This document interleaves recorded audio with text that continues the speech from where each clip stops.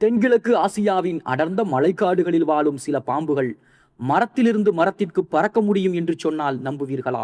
Malaysia, Indonesia, Thailand மற்றும் Singapore போன்ற நாடுகளின் மழைக்காடுகளில் பாரடைஸ் ட்ரீ ஸ்னேக் எனப்படும் பறக்கும் பாம்புகள் வாழ்கிறார்கள். இந்த பாம்புகளுக்கு இறக்கைகள் கிடையாது.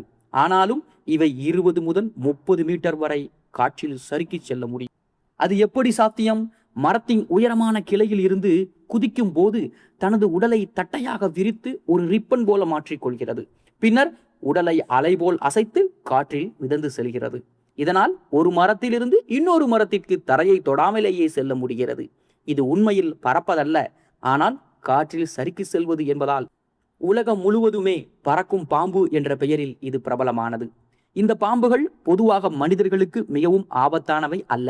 அவை பெரும்பாலும் பல்லிகள், தவளைகள் மற்றும் சிறிய உயிரினங்களை வேட்டையாடுகிறார்கள்.